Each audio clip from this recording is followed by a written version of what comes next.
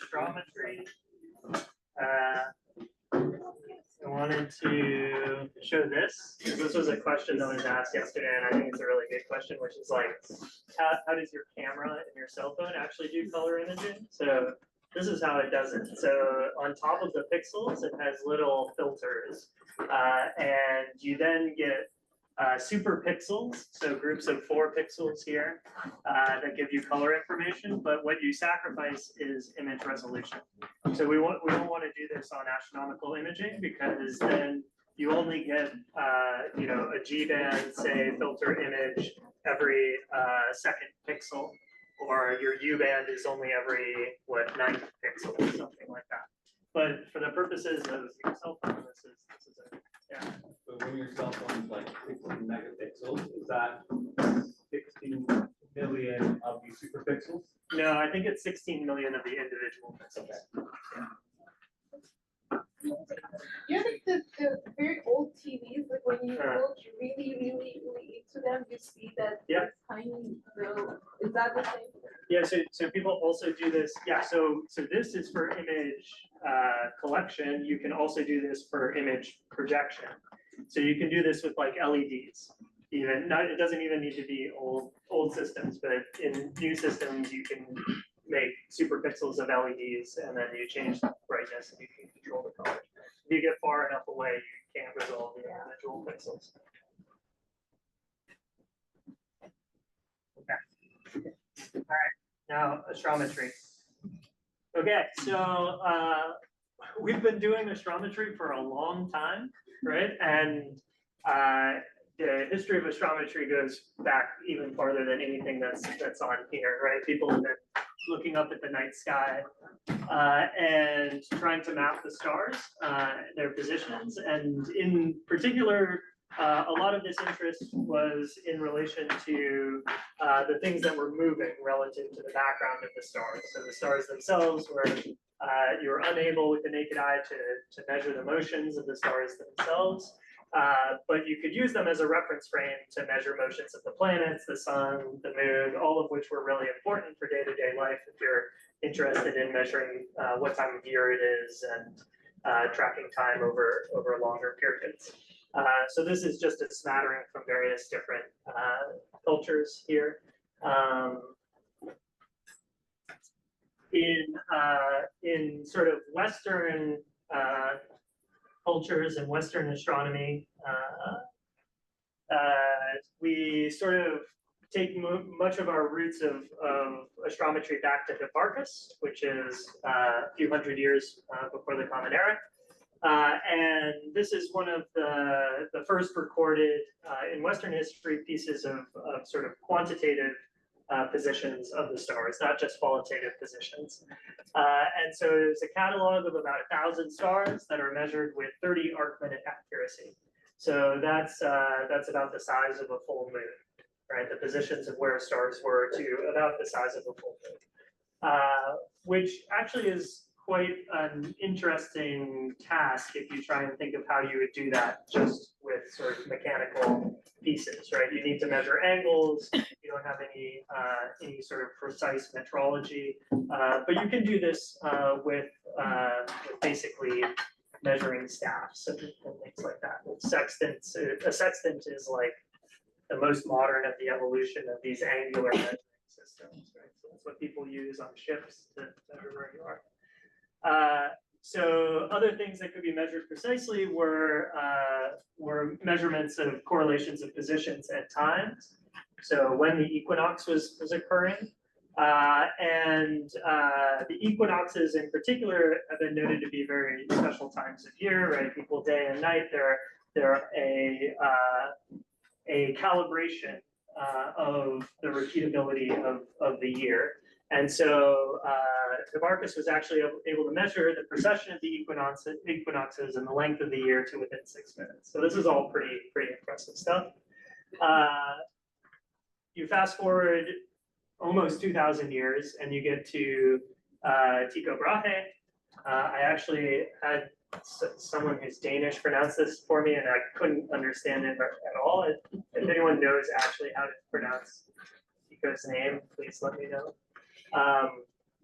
But the measurement here was again without a telescope. This was sort of one of the last pre-telescope measurements of positions of stars. The way to do this was pretty cool. You can see it in this picture here. So there's a slit in the wall up here that was at the local meridian.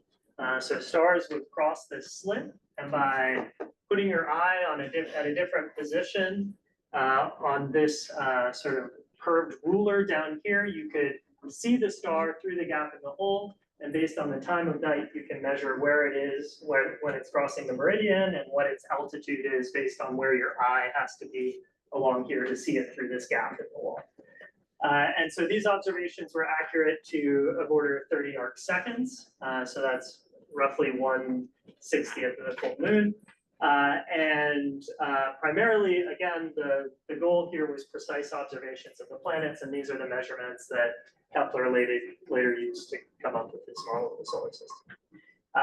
And this was all funded sort of by rich benefactors, which continued into the era of Sloan and LSST, right? The Simone telescope is named after a rich donor.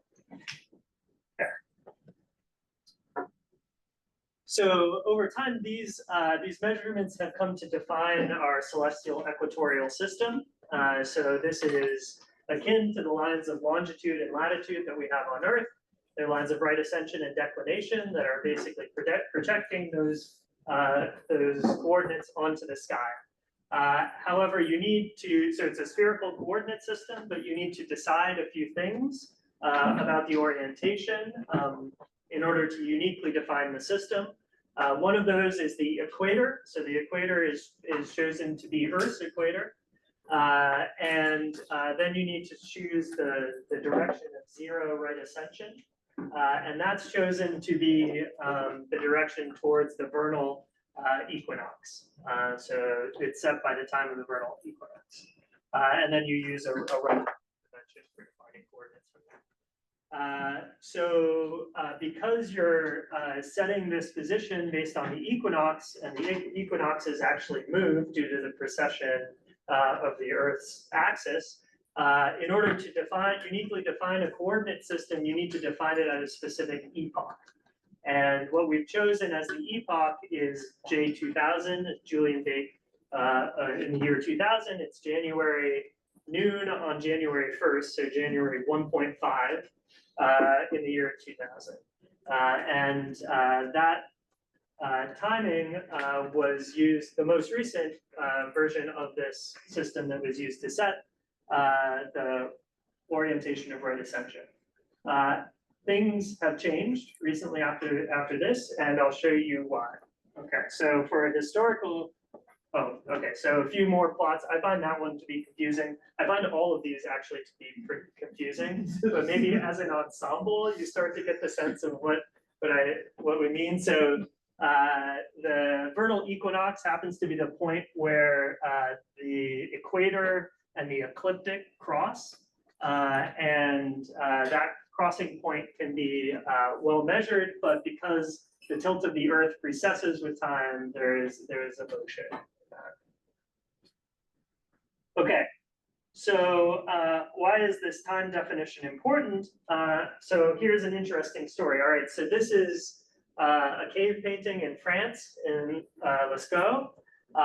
It's a beautiful cave painting, lots of pictures of animals on it. One of them in particular has gotten a lot of attention from sort of Paleolithic astronomers. I don't know what, archaeology astronomers? There's some word for this, right? The study of astronomy in historical cultures. So it's this bowl here. The association is being made from these dots here, and also the dots on the face of the bowl here, which have been associated to the modern constellation of Taurus. It's unlikely that Taurus existed as a constellation in the way we think of it now at the time that this cave painting happened. But it's not so bizarre to think that maybe different groups of people at different times have looked up and seen the same shape in the sky.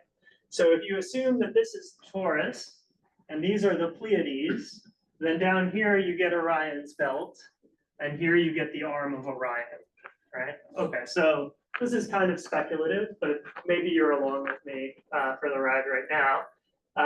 But let's take this one further step. Okay, that thing in there, that's probably a part of the wall. It's a feature on the cave wall, but it's a pretty remarkable circular feature. So what if we interpret that as an astronomical object? Well, it turns out that the ecliptic runs sort of like this, okay? And so that could be the position of the sun or the moon. We said that the equinoxes were especially, are especially special times during the year.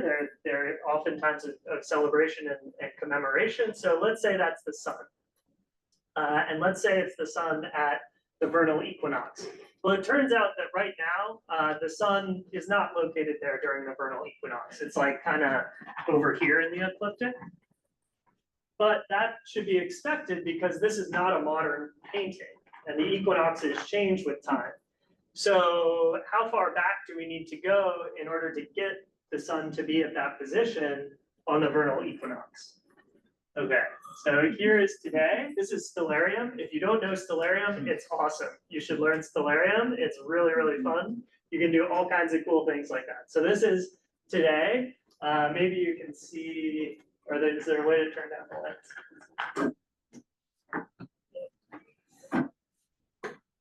Okay, you can see that here. Here's Taurus. Here's the ecliptic. There's the sun at the equinox this year. This is if you go back to minus 4600 BCE, and here you get the sun right in the position of that deformation on the cave wall. But actually, if you go back again, 30,000 years ago, then the sun was there as well. And it turns out that the radiocarbon dating of this cave painting, there's a lot of spread to it, but it ranges from sort of 20,000 to 34,000 years ago. So you can play sort of fun games with astrometry like this. Okay. Turning back on the light. You can also play these fun games with stellarium, maybe it's to make the point, right? Like this. All right, so this was all a digression to motivate why the celestial reference system has an epoch associated with it, right? If you wanted to find a direction in terms of where the ecliptic is, where the ecliptic is and when the direction of the equinox, you need to find a when for that. Around 2000, there was a decision that we were going to give up on continually redefining our coordinate system every 50 years or so, and instead choose a celestial reference frame that was fixed in coordinates, fixed against, not against the Earth's reference system, but against distant objects that are not moving to the best of our ability to measure them. Right? And so the coordinate system specifies how we're going to define the origin, the fundamental planes, the constants and models and algorithms for transforming between the system. In the case of the ICRS, it has an origin at the very center of our solar system with axes that are intended to show no global rotation with respect to a distant set of extragalactic objects. And at the time this was defined, the best measurements that we had were radio sources. So it was defined based on of order 300 standard radio sources spread across the sky. And it was chosen such that the orientation of the ICRS and of the preceding coordinate system, the J2000 FK5 system, matched up in the year 2000. So for most intents and purposes, you can assume that the old FK5 system, J2000, and the ICRS are the same. They're same to, I don't know, of order tens of micro arc seconds. So the realization of this reference system is the reference frame. That is defining exactly how the implementation of the system works, which extragalactic sources you're using to set the reference frame. And so as I was saying, this was using radio sources, there is now also an implementation of this reference frame that is derived by Gaia.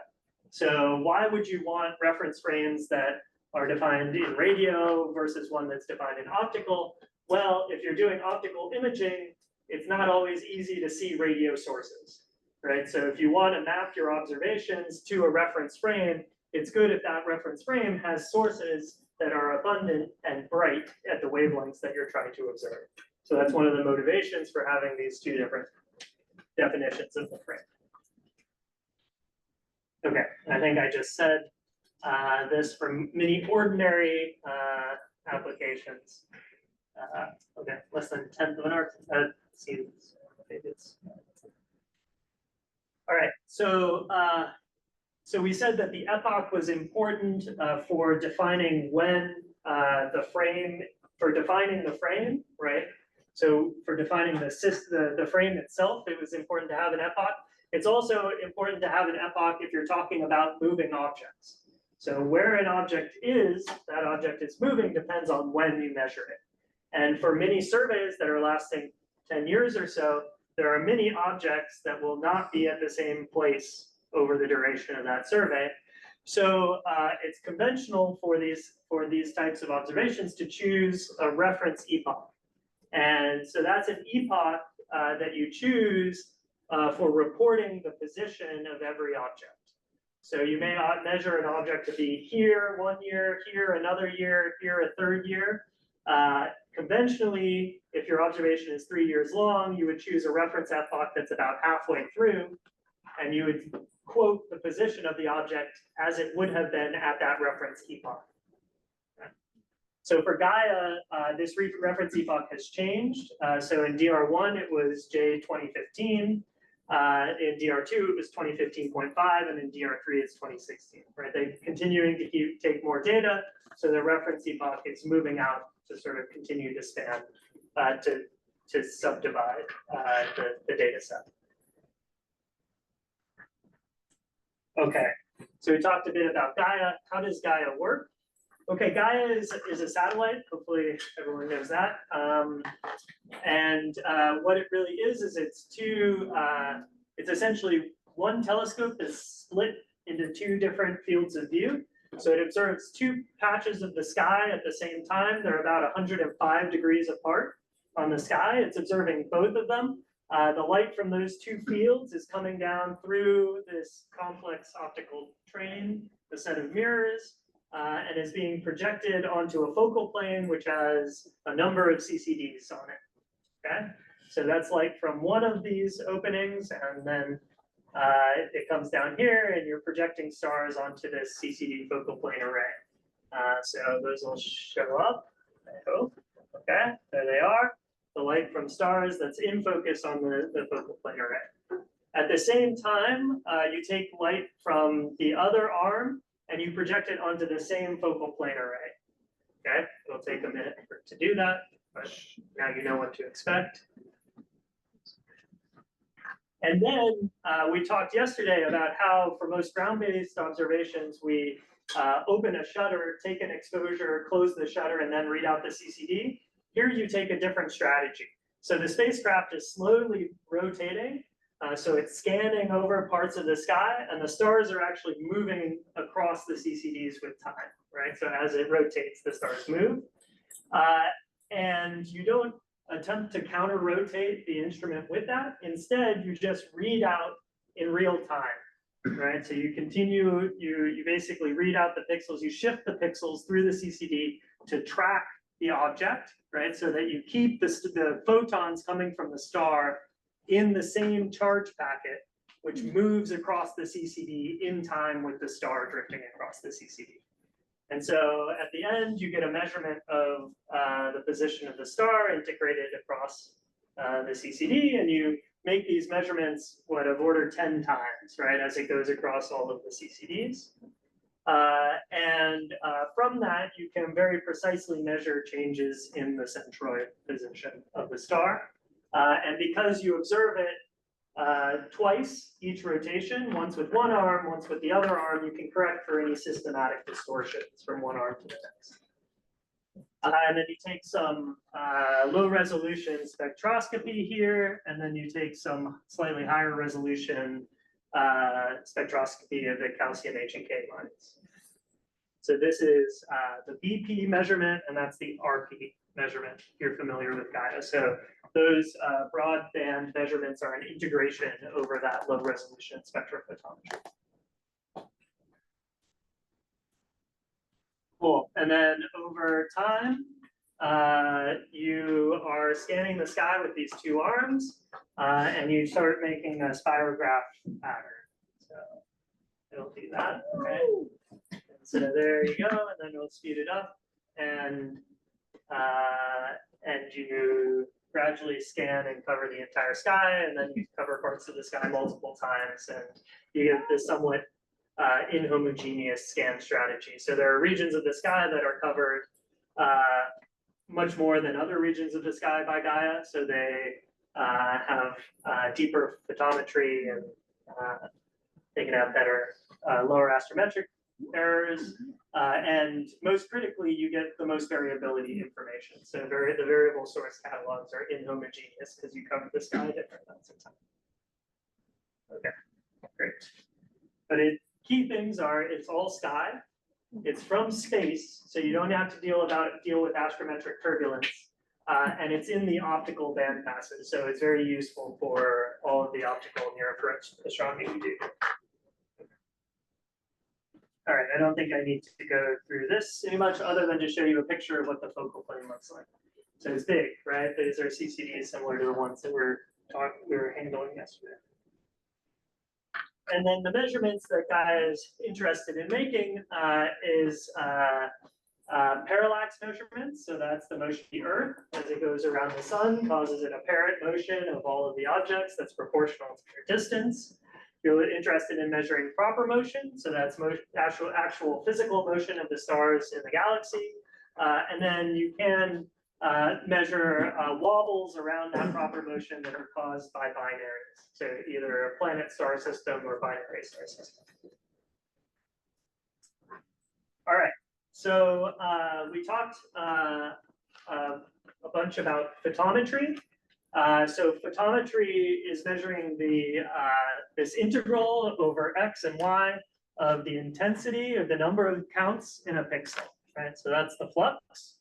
The centroid is essentially the average location, the center of mass of this intensity distribution, right? So you can think of it as the center of mass, it's a center of flux.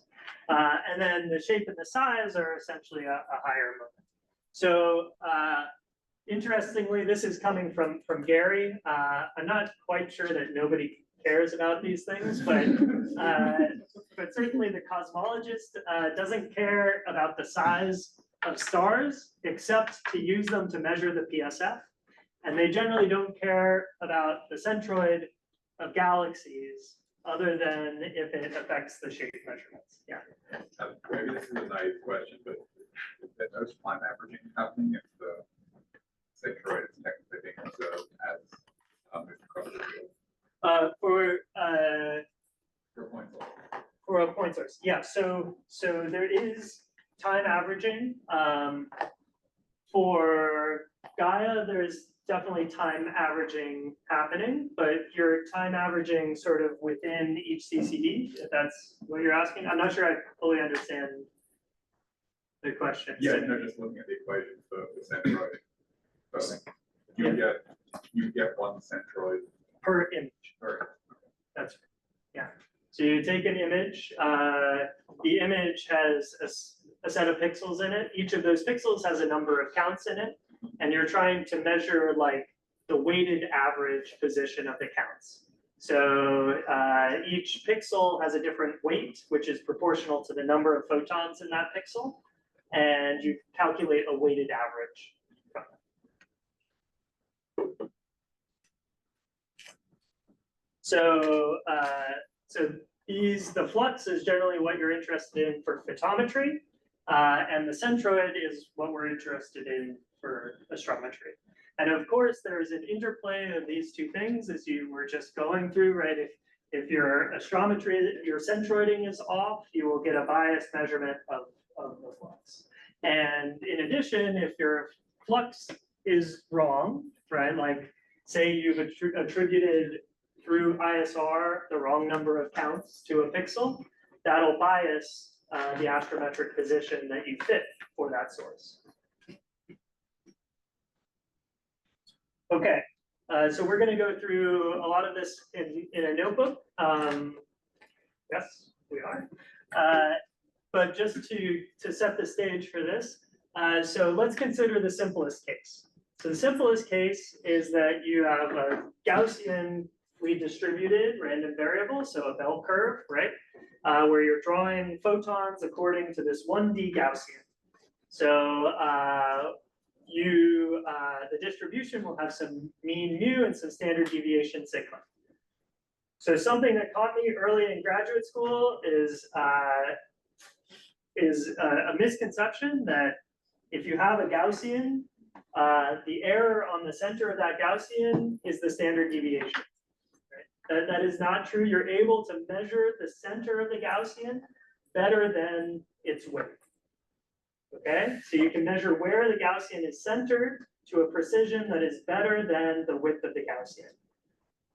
And the ability to do that, or how much better you can do that, is related to the number of photons or the number of samples that you collect. So this is the error, the standard error on the mean is different from the standard deviation. Okay? And we'll see this in the notebook. You'll generate random samples and you'll see that this is true. So if I have a standard normal distribution with a mean of 0 and a standard deviation of 1, and I have 10,000 counts from that distribution, I will be able to measure that the mean of that distribution is 0 with an accuracy of 1 over 10, the square root of 10,000, so 1 over 100. So 1% accuracy.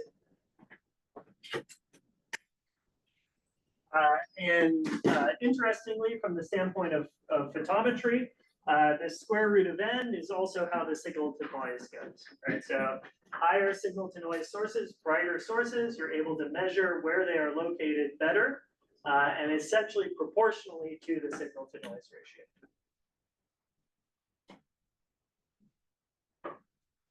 All right, so going to a little bit more realism. So what we actually have is we have a 2D distribution of photons raining down on our CCD, and we have a pixelated image, right? So we're not measuring the discrete continuously valued positions of those photons. We're measuring the counts in pixels.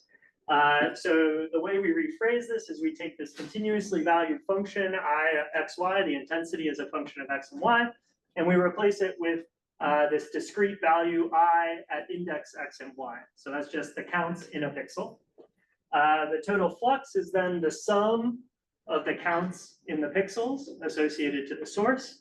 And the centroid estimator, which was an integral, now becomes a sum of the position of the pixel times the intensity in that pixel divided by the total flux. Right, the total counts in the source. And this is the mean x value. For the mean y, you would just replace this x with a y. Right?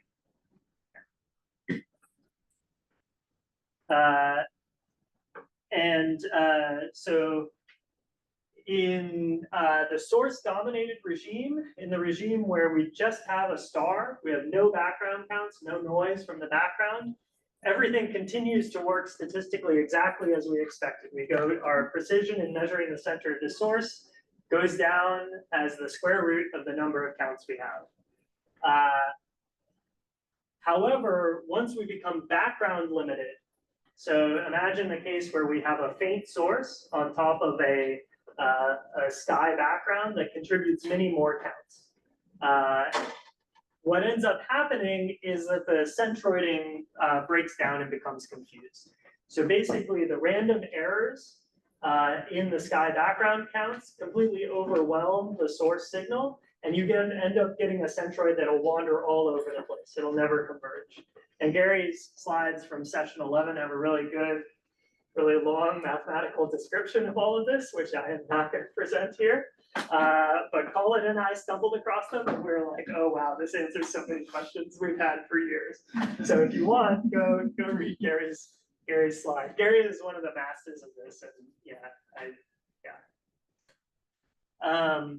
so for your purposes, this transition between the source-dominated regime, where essentially everything is simple, and you follow simple statistical theorems that depend just on the number of photons that you've collected, and the case where your background limited and everything becomes more complicated is for point sources at 20 to 21st magnitude, so well above the detection limit of LSST. The common way that we get around this wandering centroid problem is through an aperture weighting or a window function. So the basic idea here is that we restrict the region of the image that we are analyzing in such a way that we don't allow the centroid to wander far from the source. And this windowing can be a simple top hat function, so just ones near to the source and 0 weight everywhere else. But generally a Gaussian is better. And optimally we would use the PSF of the image, but in most cases a Gaussian weighting function is completely fine. And so the way this works is that we detect the source, right? We do some thresholding that you just did, we detect a source. So we have some initial guess at where the source is located. We lay down a pretty big aperture around it, big enough that we think we capture the majority of the flux. And then we fit the centroid just within that aperture, or weighted by that aperture. And then we iterate. So that centroid may be slightly biased, it might be slightly off if our aperture was off. So then we update the aperture to be centered on our guess at the centroid. And then we fit the centroid again, we update our aperture, we fit the centroid again. And you can show mathematically that this essentially converges on the right answer in the case that your weighting function is a good model of the PSF. Yeah. But at this point, you're counting by using aperture astrometry at every step. You're not fitting the PSF. That's right. That's right. So what we're going to do in the activity is use just a top hat disk as our aperture, and we're just calculating the first movement, the mean. In terms of thinking probability that top hat is your provider? I struggled with this. I think in effect it is a type of prior or a type of bound, depending on what philosophy you're coming from. Yes. I think you could phrase this in a Bayesian way where you're setting a prior based on your knowledge of what the PSF looks like and a guess at where the source is. And so this is what Source Extractor does. If you're a fan of Source Extractor or a user of Source Extractor. So you may have seen these win variables. So X win image, Y win image, A win, B win. These are the windowed fit parameters. Okay, so it's this windowed aperture. And I think the Source Extractor uses a Gaussian weighted aperture. Yeah. So the difference between X, Y, and AB. So in this case, X and Y are the pixel centroid, A and B is the ellipse. You can also fit the shape of the source and with a windowed aperture.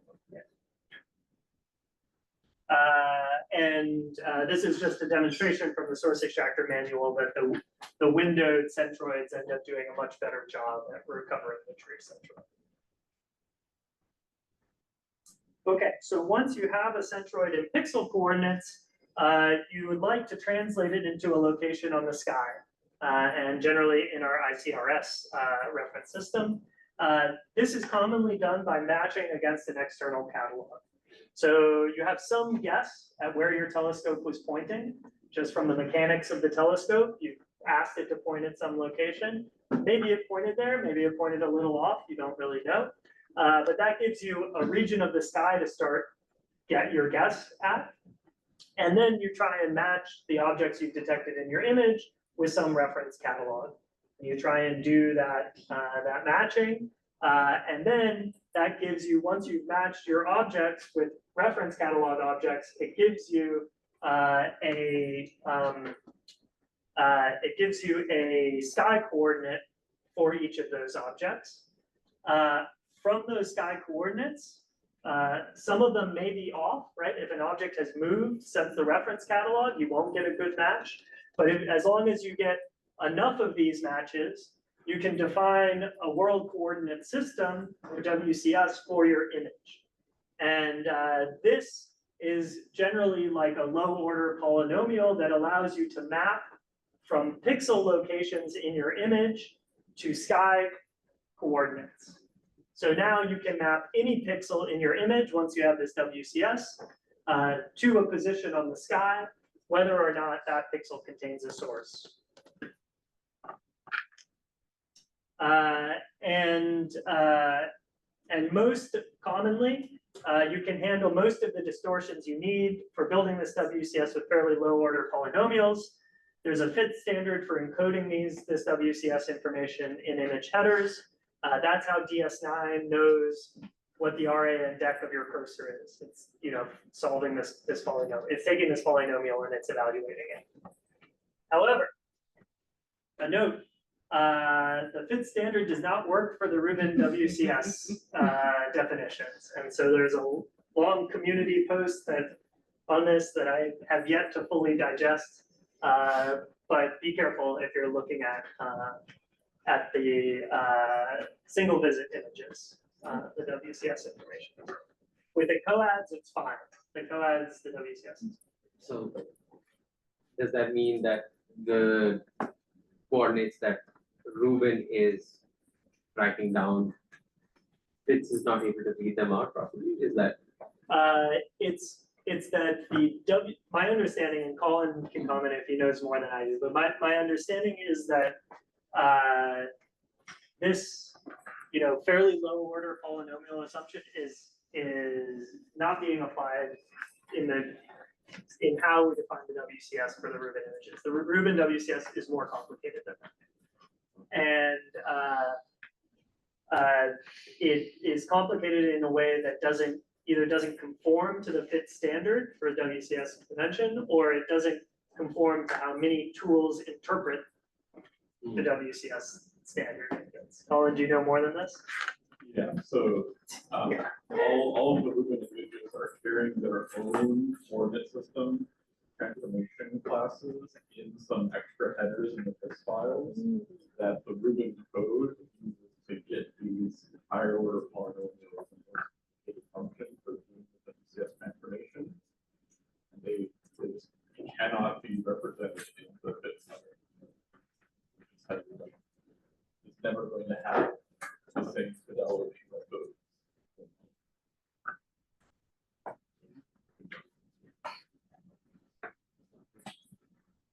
Because the standard doesn't allow the full.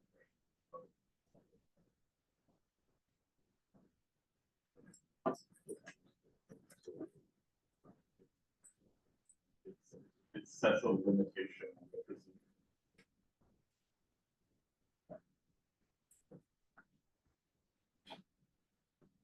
So does that mean that there's something you guys are developing to showcase the full model? Okay, so this is a good question. I mean, so does Firefly parse this correctly? Firefly uses the FIS headers as well. Okay. If you use the Rubin tools for processing the data, it will grab the full fidelity WCS information. But tools that are looking just at the FITS header will get a lower fidelity version of the WCS for the image. Is that a fair statement? And some of that is like very low fidelity at the moment for basically both reasons. The goal is to be able to have an adequately reasonable approximation available in FIS headers, and that's still it.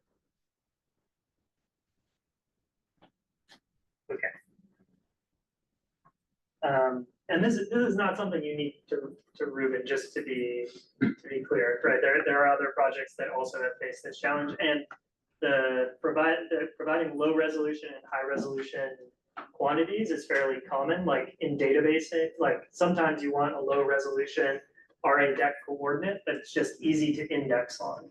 So this happens quite commonly. There's a low resolution RA deck that is very fast to search on, or faster to search on, and then the full resolution RA deck is in actually a different column. So you need to be careful about that as well when you're trying to do precision astrometry. We do that in DES. Okay, so from pixels to the sky. So our job is to translate these XY pixel coordinates to alpha and delta RA and DEC in sky coordinates in the ICRS. And to do that, we would really have to retrace the photon's journey through the solar system all the way to becoming an electron in our CCD. That's challenging to do. Luckily, we have a lot of reference catalogs and internal checks on the position of stars in the images. So what we will often do is take star plats. So you go to a dense stellar field and you'll dither your camera around, and all the stars are at the same true location, but they'll apparently move on, they'll move on your focal plane as you dither, and there will be some apparent shifts in that motion that result from inaccuracies in your model. And so you can then improve your model by solving for those motions, apparent motions of the stars. And most of these components are generally low order and can go into that Fitts header correction, right? So they can be fit out in doing the solution, and you don't really have to worry about them anymore. I'll talk about a few of the ones that are either interesting or are easy to solve in this way. Okay, so differential chromatic refraction. So the atmosphere itself refracts light from stars, and it refracts that light in a wavelength dependent manner. So the red light from a star and the blue light from the same star will be refracted different amounts. And if you were to observe both wavelengths at the same time, you would see this as a smearing of the star, basically with the redder wavelengths farther from the zenith and the bluer wavelengths nearer to the zenith. This dispersion can be significant, and it occurs chromatically. So you would need to correct from one band to another in the positions of stars, but even more deviously, it occurs within a band. So depending on the spectral energy distribution, the spectrum of your star, there will be an in-band correction that you would need to make to the astrometry. So a star that is very blue in the G band would have a different DCR correction than a star that is very red in the G band. There are also lateral color shifts from the optics. So this is from DCAM. On the left is G band, on the right is R band, and what we can see is that stars are shifted relative to their true positions by the optics themselves. The magnitude of this correction is color dependent, and again, will vary on the SED of the source within a wavelength, within a bandpass. And so this is another thing you need to be careful about. And then one of our favorite topics for the last 2 days is pixel distortions.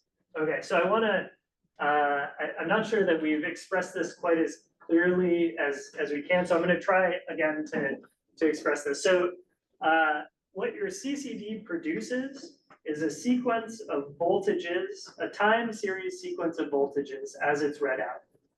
What your computer does is it takes those voltages, this long string of numbers, and it maps them into a 2D array. And then you take that 2D array and you visualize it on your screen, and it looks square or rectangular, whatever you're after. But there's no information in there about whether the pixels that were creating those voltage values were originally square or rectilinear to start with, right? It's just a sequence of numbers that are coming out that in your computer, you're turning into an array of fixed pixel sizes. It turns out that because our whole process for creating CCDs is very good, at this point, the pixels are very rectilinear on the device themselves, but they don't have to be.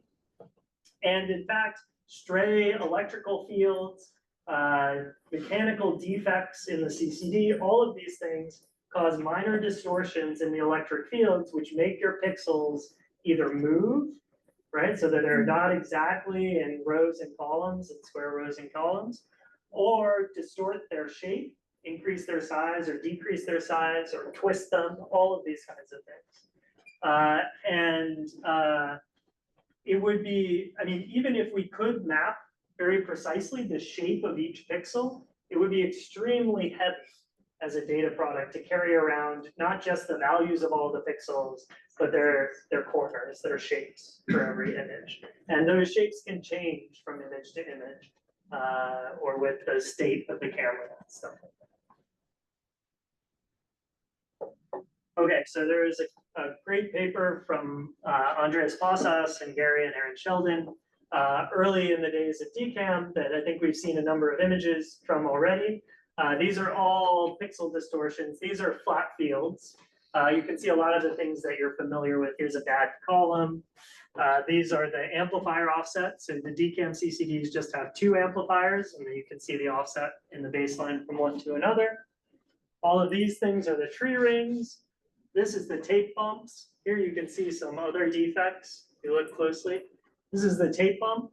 And then one thing we haven't talked about yet is this bright edge running all the way along the CCD. And this is essentially coming from the fact that the electric fields that are confining and creating the pixels are sort of leaking out of the CCD at the edge. And so all the pixels in DCAM become slightly bigger near the edges, so they collect more light and they look brighter when you take all that light from that big pixel and you make it show up as a single pixel in your display.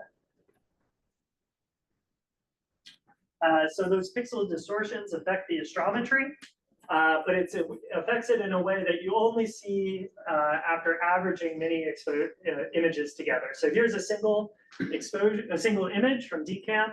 The green arrows are the offsets of each star relative to the reference value of that star, the reference position of the star. And the scale here is 25 milliarc seconds. This is about 10 times smaller than a single pixel in DCAM. So you're able to measure the centroid of a star to better than 1 pixel width. You can measure where a star is centered. This is with 66 exposures. You start seeing that a lot of the arrows are shrinking down. You start seeing some correlation here. This is with 850 exposures. You start seeing something very prominent in that part of the CCD. And this is with all of the CCDs stacked together. So 30 times 850, so 4,000 visits. And you see this very clear pattern in the middle of the CCD that's leading to distortions. Yeah, yeah.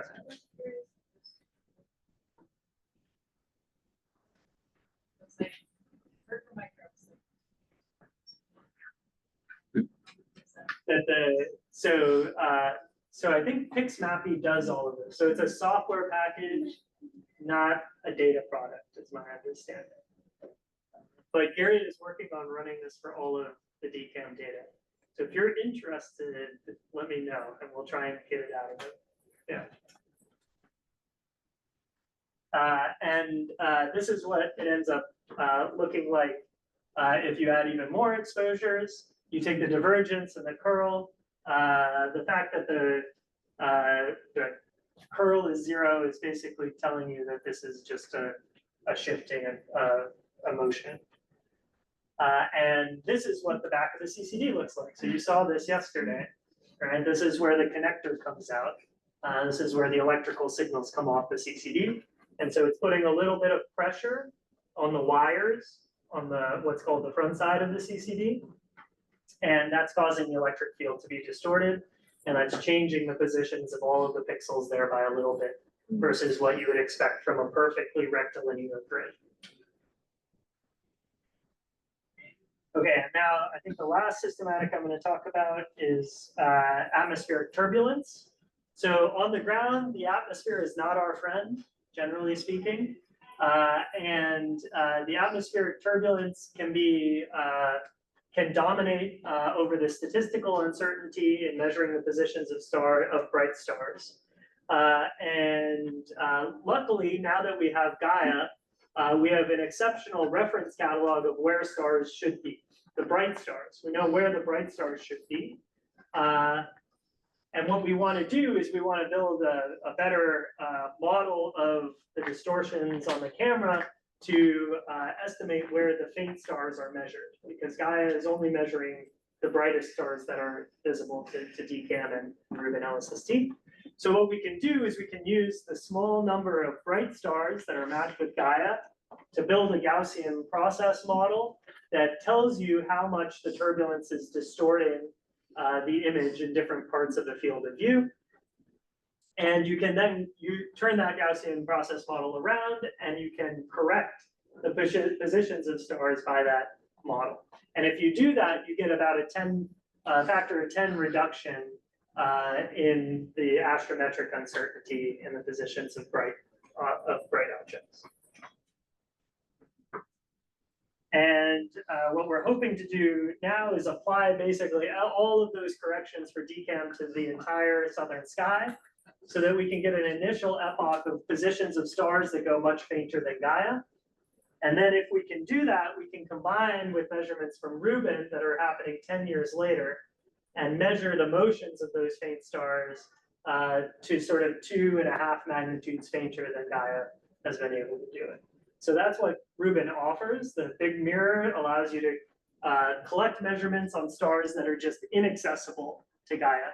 So all of the stars on this side of the plot, Gaia will never have a measurement for them because the Gaia telescope is just too small. It's like a 1 meter by 0.5 meter telescope. Even the inaccurate astrometry or less accurate astrometry you'll get from the ground when measured over long intervals, like 10 or 20 years, can still give you very small measurements of the motions of stars. So that's where we're hoping to go. Okay, I'll stop there. I think that's it. Do we want to take a 5-minute break before we dive into coding? Okay. Let's take our.